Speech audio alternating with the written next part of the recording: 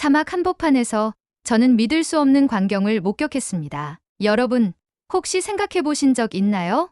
한국을 한 번도 본 적 없는 사람들이 한국을 가장 잘 기억하고 있다는 사실을요. 그것도 우즈베키스탄 누쿠스라는 이름도 생소한 작은 도시에서 말입니다. 더 놀라운 건요, 그들이 단지 한국을 기억하는 게 아니라 그 정신으로 이 도시를 바꾸고 있다는 것입니다. 어떻게 그런 일이 가능할까요? 그 궁금증, 지금부터 제가 직접 보고 듣고 느낀 이야기를 통해 풀어드릴게요. 만약 이런 숨겨진 이야기가 궁금하시다면 지금 구독 버튼 한번 눌러주세요. 잊힌 한국인의 발자취, 그리고 살아있는 정신을 함께 따라가 보는 여정이 시작됩니다. 좋아요도 살짝 눌러주시면 다음 이야기를 준비하는데 큰 힘이 됩니다. 자, 그럼 본격적으로 이야기 시작해 볼까요? 안녕하세요.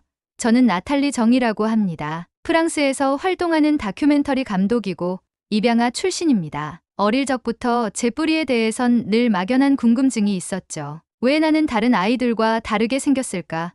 왜 우리 집엔 태극기가 없을까? 그런 질문들이 쌓이다 보니 저는 어느새 카메라를 통해 잊힌 것들을 찾아 헤매는 사람이 되어 있었어요. 파리 14구의 작은 편집실에서 밤마다 홀로 작업하며 저는 항상 무언가를 찾고 있었습니다. 내가 놓친 것, 내가 모르는 것, 내가 되돌릴 수 없는 것들이요. 카메라 렌즈 속에서 다른 사람들의 이야기를 담으면서도 정작 제 자신의 이야기는 여전히 공백으로 남아 있었어요. 매번 다큐멘터리를 완성할 때마다 성취감과 함께 찾아오는 건 더 깊어지는 공허함이었습니다. 지금까지 제가 만든 작품들을 생각해보면 모두 한 가지 공통점이 있었어요. 사라져가는 것들에 대한 기록이었습니다. 아프리카 말리의 마지막 전통 직조공, 아마존 원주민의 고유 언어, 프랑스 시골 마을의 빵 굽는 할머니들. 모두 시간의 흐름 속에서 잊혀져가는 소중한 것들이었죠. 하지만 그런 작업을 하면 할수록 정작 제 자신의 뿌리는 더욱 막막하게 느껴졌어요. 입양기관에서 받은 서류는 고작 한 장이었습니다. 1986년 서울에서 태어났고 3개월 만에 입양되었다는 간단한 기록뿐. 부모님은 누구인지, 왜 입양을 보내게 되었는지, 혈육은 어디에 있는지 모든 게 미스터리였어요. 프랑스 부모님은 훌륭하셨지만 저 안에는 채워지지 않는 빈 공간이 항상 있었습니다. 20대 중반부터 본격적으로 한국에 대해 알아보기 시작했어요. 한국어 수업을 듣고 한국 영화를 보고 K-팝도 들어봤죠. 하지만 뭔가 껍데기만 훑고 있는 기분이었어요. 진짜 한국, 진짜 한국인의 모습은 어디에 있는 걸까요? 그런 고민을 하던 중에 다큐멘터리 감독이라는 직업을 선택하게 됐어요. 작년 12월 어느 차가운 저녁, 평소처럼 편집 작업을 하고 있는데 매일 알림음이 울렸어요. 발신인은 익명이었고 제목은 단순했습니다. 당신이 찾는 이야기가 여기 있습니다. 처음엔 또 다른 스팸 메일이겠거니 생각했어요. 하지만 호기심에 열어본 내용은 완전히 달랐습니다. 우즈베키스탄 누쿠스라는 도시에 한국식 정신으로 도시를 바꾸고 있는 사람들이 있다는 제보였습니다. 그들이 태극기를 가슴에 품고 산다고 했어요. 당신이라면 꼭 와야 할 거라고. 이 한 문장이 마음 깊은 곳을 건드렸어요. 마치 오랫동안 찾던 퍼즐의 마지막 조각을 발견한 것 같았거든요. 하지만 처음엔 의심스러웠어요. 우즈베키스탄이라는 나라 자체도 생소했고 누쿠스라는 도시는 더더욱 낯설었죠. 그곳에 한국인들이 살고 있다고요? 그것도 도시를 바꿀 정도로 영향력 있는 사람들이? 인터넷을 뒤져봐도 관련 정보는 거의 없었어요. 혹시 누군가 저를 속이는 건 아닐까 하는 의심도 들었습니다. 하지만 며칠간 자료를 찾아보니 놀라운 역사가 펼쳐졌습니다. 1937년 스탈린의 강제 이주 정책으로 연해주와 한반도에 살던 한인들이 중앙아시아로 끌려갔던 거예요. 18만 명이 넘는 사람들이 하루아침에 모든 걸 잃고 낯선 땅으로 떠밀려갔던 것입니다. 그들을 고려인이라고 불렀어요. 화물열차에 실려 6,000km를 이동하는 동안 수많은 사람이 목숨을 잃었다고 했습니다. 자료를 읽어가며 저는 온몸에 소름이 돋았습니다. 80여 년 전 제 혈육 중 누군가도 그 기차에 타고 있었을지도 모른다는 생각이 들었거든요. 어쩌면 저의 증조할머니가, 증조할아버지가 그 절망적인 여정을 견뎌내셨을지도 모르죠. 그리고 그들의 후손들이 지금도 그곳에서 살고 있다는 거예요. 제가 찾던 뿌리가 한국이 아니라 중앙아시아에 있을 수도 있겠다는 생각이 들었어요. 더 놀라운 건 이메일에 첨부된 몇 장의 사진이었어요. 깔끔하게 정돈된 병원 로비, 현대적인 사무실 내부, 그리고 벽 한쪽에 걸린 작은 태극기. 사진 속 사람들의 표정은 당당했고 눈빛은 맑았습니다. 이게 정말 80년 전 강제 이주 당한 사람들의 후손이라고요? 그들이 어떻게 그런 환경을 만들어낼 수 있었을까요? 며칠간 고민했어요. 정말 가야 하는지 말이에요. 파리에서 우즈베키스탄까지는 너무 멀었고 언어도 통하지 않을 테고 혹시 헛걸음하는 건 아닐까 하는 걱정도 있었어요. 하지만 그 작은 태극기 사진이 자꾸 눈에 밟혔습니다. 프랑스에서 35년을 살면서 한 번도 태극기를 내 것처럼 느껴본 적 없었는데 왜 그 사진 속 깃발은 이렇게 친근하게 느껴지는 걸까요? 결국 저는 결심했어요. 가보자. 이 이야기가 진짜인지, 그리고 제가 찾던 답이 그곳에 있는지 직접 확인해 보자고요. 마지막 다큐멘터리 제작비로 받은 돈을 털어서 항공권을 예약했습니다. 우즈베키스탄 비자를 신청하고 현지 통역사를 섭외하고 촬영 장비를 챙기는 과정에서도 여전히 반신반의했어요. 출발 전날 밤, 저는 거울 앞에 서서 스스로에게 물었어요. 정말 괜찮을까? 혹시 허황된 기대를 품고 있는 건 아닐까?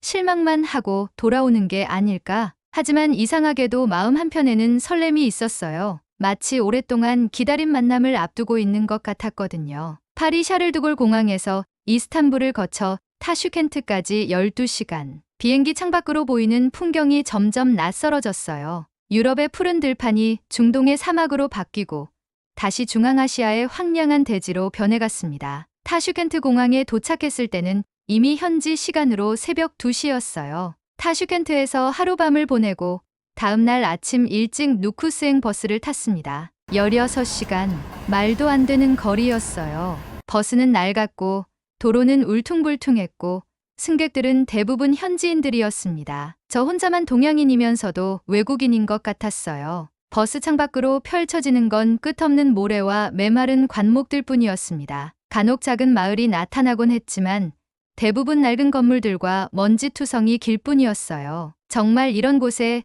제가 찾는 이야기가 있을까 싶었죠. 16시간 동안 계속 흔들리는 버스 안에서 저는 후회하기 시작했어요. 하지만 누쿠스에 도착하는 순간 뭔가 달랐어요. 버스터미널에서부터 느껴지는 분위기가 다른 도시들과 확연히 구별됐습니다. 사막의 바람은 거칠고 건조했지만 공기 속엔 묘한 정결함이 있었어요. 거리는 낡았지만 사람들의 표정은 밝았고 이상하게도 익숙한 온기가 느껴졌습니다. 택시를 타고 호텔로 가는 길에 저는 계속 창밖을 바라봤어요. 가로등은 모두 켜져 있었고 보도는 깨끗하게 정돈되어 있었습니다. 쓰레기 하나 없이 말끔한 거리, 반듯하게 정렬된 보도블록. 이게 정말 중앙아시아의 작은 도심 맞나 싶을 정도로 질서정연했어요. 뭔가 특별한 기운이 이 도시를 지배하고 있다는 걸 직감할 수 있었습니다. 호텔 방에서 창밖을 내다보니 멀리 가로등 불빛들이 일정한 간격으로 반짝이고 있었어요. 한국의 신도시를 연상시키는 반듯한 격자 무늬였습니다. 이상했어요. 분명 사막 한가운데 있는 작은 도시인데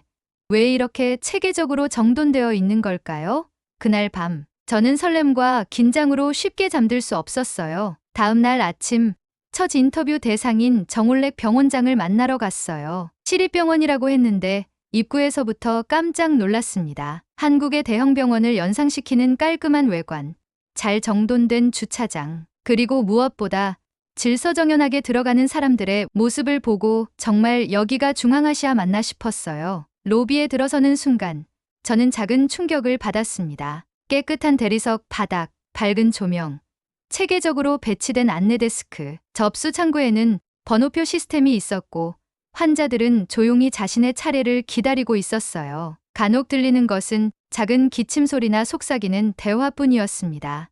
여긴 한국인가요?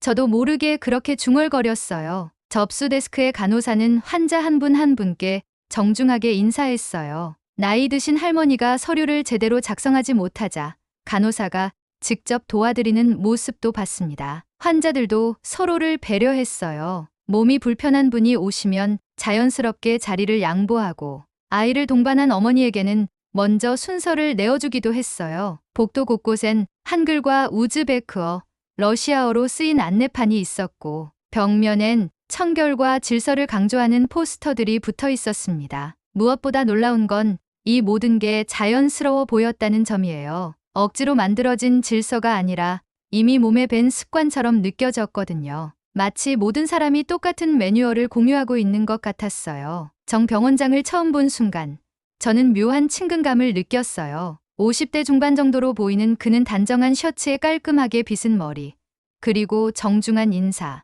하지만 무엇보다 인상적이었던 건 그의 눈빛이었어요. 따뜻하면서도 단호하고 겸손하면서도 자신감이 넘쳤습니다. 마치 제가 어릴 때 상상해왔던 한국인 아버지의 모습 같았어요. 그는 저를 자신의 사무실로 안내했어요. 사무실 역시 놀라웠습니다. 정돈된 책상, 체계적으로 정리된 서류들, 벽면에 각종 인증서와 감사장, 그리고 한쪽 구석에 조용히 자리 잡은 작은 태극기. 그 순간 저는 이 모든 게 우연이 아니라는 걸 깨달았어요. 정 병원장과의 첫 만남에서부터 저는 뭔가 특별한 기운을 느꼈거든요. 그는 제 질문에 답하기 전 잠시 생각에 잠겼어요. 그리고는 천천히 입을 열었습니다. 저에게 3년 전 이 병원이 어땠는지 들려주기 시작했어요. 평균 대기 시간이 4시간이었고 의료 사고는 한 달에 20건이 넘었다고 했습니다. 환자들은 불만을 터뜨렸고 의료진들은 지쳐 있었죠. 하지만 지금은 완전히 달라졌어요. 대기 시간 30분, 불만 제로. 그는 웃으며 말했어요. 한국식으로 바꿨다고요. 시스템도 정신도 말입니다. 서울대병원에서 연수를 받으면서 그곳에서 경험한 환자를 가족처럼 대하는 정신과 완벽한 팀워크를 이곳에 도입한 거였어요. 우리는 환자를 고객이 아니라 가족처럼 대한다고, 아프신 분들을 따뜻하게 대하는 게 한국 방식이라고 설명해 주었습니다. 그 순간 병원복도 한쪽에 놓인 작은 태극기가 눈에 들어왔어요. 왜 저걸 두셨냐고 물었더니 그가 태극기를 바라보며 조용히 말했죠. 할아버지가 강제이주 당하셨을 때 지갑 속에 간직하던 깃발이라고요. 살아남으려면 절대 뿌리를 잊지 말아야 한다고 하셨다면서요. 그 말이 제 가슴을 깊게 파고들었어요. 저는 한 번도 태극기를 내 것처럼 느껴본 적 없었지만 그 순간부터 달라졌습니다. 그건 단지 천조각이 아니었어요. 기억이었고 정신이었고 생존의 상징이었거든요. 다음 날엔 김일리아 대표를 만났습니다. 29세의 젊은 CEO였어요. 그는 누쿠스의 물류를 디지털화해서 시장 구조를 완전히 바꿨다고 했어요. 그의 사무실에는 정돈된 표와 수치, 리포트들이 있었고 역시나 작은 태극기가 자리 잡고 있었습니다. 왜 모든 고려인들이 태극기를 갖고 있는지 물어봤어요. 그는 웃으며 대답했죠. 그건 우리의 정신적 와이파이라고요. 끊기면 안 된다고 했어요. 그 깃발이 있어야 우리가 왜 이렇게 살아야 하는지 잊지 않는다면서요. 김 대표는 자신의 사업 이야기를 들려주었어요. 3년 전 누쿠스의 시장은 완전한 무질서 상태였다고 했습니다. 상인들은 제각각 자기 방식으로 장사를 했고 가격도 들쭉날쭉이었죠. 물건을 찾기도 어려웠고 사기를 당하는 일도 빈번했어요. 그런데 김 대표가 한국의 전통시장에서 영감을 받은 디지털 시스템을 도입했다고 했어요.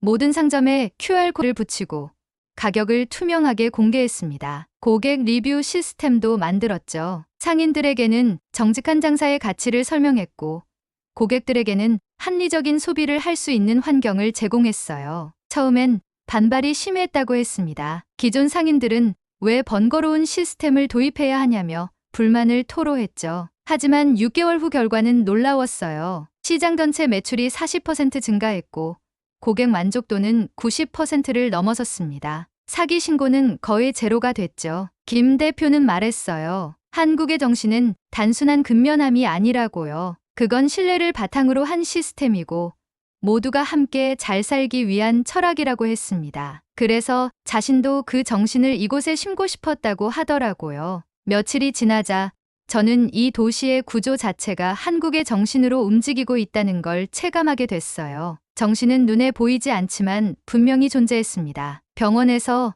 사무실에서, 태권도장에서, 학교에서 말이에요. 그들은 말로 하지 않아도 행동으로 보여주고 있었어요. 세 번째로 만난 사람은 박영수 태권도장 관장이었습니다. 60대 중반의 그는 30년간 누쿠스에서 태권도를 가르치고 있었어요. 그의 도장에는 우즈베키스탄, 러시아, 카자흐스탄 등 다양한 민족의 아이들이 함께 수련하고 있었습니다. 박 관장은 말했어요. 태권도는 단순한 운동이 아니라고요. 예의와 정신력을 기르는 한국의 교육 철학이라고 했습니다. 아이들에게 태권도를 가르치면서 동시에 한국의 정신도 전수하고 있다고 하더라고요. 도장에서 수련하는 아이들을 지켜보니 정말 신기했어요. 인사는 90도로 정중하게 하고 선생님 말씀은 끝까지 들었습니다. 실수를 해도 변명하지 않고 자신의 잘못을 인정했죠. 그리고 후배들을 챙기는 모습이 너무나 자연스러웠어요. 박 관장은 이렇게 말했습니다. 한국 정신의 핵심은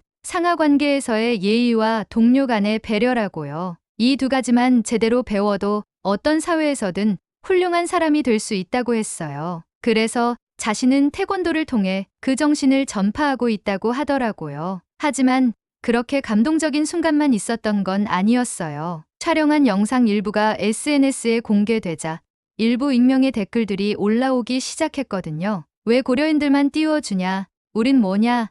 얘네가 나라 먹겠다 같은 반감 섞인 말들이었죠. 저는 혼란스러웠어요. 내가 무언가 잘못한 걸까 하면서요. 다시 정 병원장을 찾아가서 이런 고민을 털어놨어요. 그는 제 손을 꼭 잡으며 말했습니다. 80년 전에도 그랬다고요. 왜 너희는 그렇게 열심히 하니?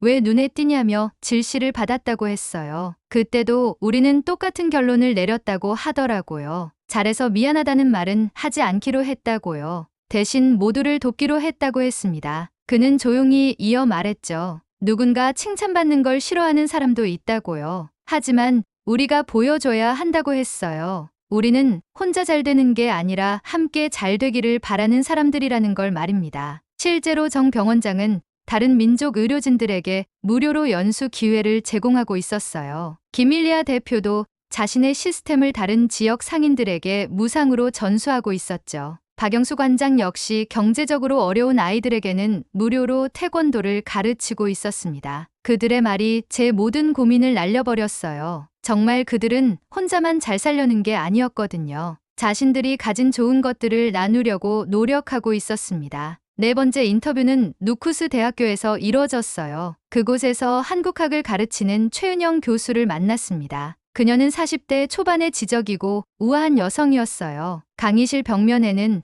한국의 역사와 문화를 소개하는 자료들이 가득했습니다. 최 교수는 말했어요. 자신의 역할은 단순히 한국어나 한국 문화를 가르치는 게 아니라고요. 고려인 후손들이 자신의 정체성을 잃지 않도록 돕는 것이라고 했습니다. 동시에 다른 민족 학생들에게는 한국의 긍정적인 면을 알려주는 것이라고 하더라고요. 그녀의 수업을 참관해봤는데 정말 인상적이었어요. 한국의 효 사상을 설명할 때는 구체적인 사례를 들어가며 설명했고, 한국의 공동체 문화를 이야기할 때는 학생들이 직접 체험할 수 있는 활동을 준비했습니다. 특히 기억에 남는 건 졸업을 앞둔 한 학생의 이야기였어요. 한유라라는 20살 고려인 소녀였는데 그녀는 졸업식에서 대표로 연설을 하게 됐다고 했어요. 그런데 연설 준비를 하면서 자신의 정체성에 대해 고민이 많아졌다고 하더라고요. 한유라는 우즈베키스탄에서 태어나고 자랐지만 할머니로부터 한국의 이야기를 들으며 컸다고 했어요.